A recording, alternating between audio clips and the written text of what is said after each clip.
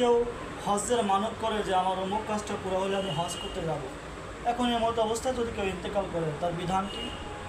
এ সম্পর্কে হাদিসে এসেছে, বুখারী শরীফের 1732 নম্বর হাদিসে এসেছে, মহানবী সাল্লাল্লাহু আলাইহি ওয়াসাল্লামের কাছে একটি লোক গিয়ে বলল, হে আল্লাহর রাসূল, আমার মা হজ্জের মানত করেছিল কিন্তু সে ইন্তেকাল করেছে, এখন আমি কি তার পক্ষ থেকে হজ আদায় করলে হজ আদায় হবে?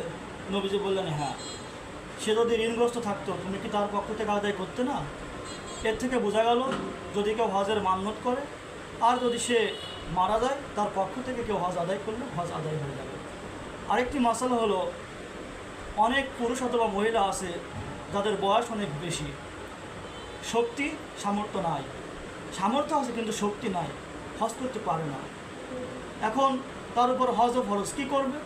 এমতো অবস্থায় বুখারী শরীফের 1734 নম্বর হাদিস, তিরমিজি শরীফের 869 এবং 70 নম্বর হাদিসে এসেছে, মহানবী সাল্লাল্লাহু আলাইহি ওয়াসাল্লামের কাছে খাজআম গোত্রের একটি মহিলা এসে বলল, ইয়া রাসূলুল্লাহ, আমার পিতা বৃদ্ধ, হুয়া শাইকুন কাবিরুন লা ইয়াস্তাতিউ আলা ইয়াস্তাওয়া আলাল বাইর। আমার পিতা বৃদ্ধ, সে বাহনের উপর আরোহণ করতে পারে না, তার শক্তি নেই যে হজ করতে যাবে।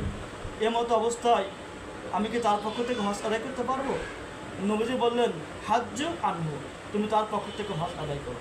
এর থেকে আমরা বুঝতে পারলাম, যদি কেউ বৃদ্ধা হয়ে যায় অথবা বৃদ্ধ হয়ে যায়, তার পক্ষ থেকে যদি কেউ বদলি হজ আদায় করে আর সে যদি অনুমতি দেয়, তার পক্ষ থেকে হজ আদায় হয়ে যাবে। এই জন্য আসুন আমরা হজের মাসাগুলো ভালোভাবে জেনে আমরা হজকে গুরুত্ব সহকারে আদায় করি। আল্লাহ পাক আমাদের সকলকে ইসলামের পঞ্চম রুকুন হজ আদায় করার তৌফিক দান করুক। ওয়া আখিরু দাওয়ানা আলহামদুলিল্লাহি রাব্বিল আলামিন।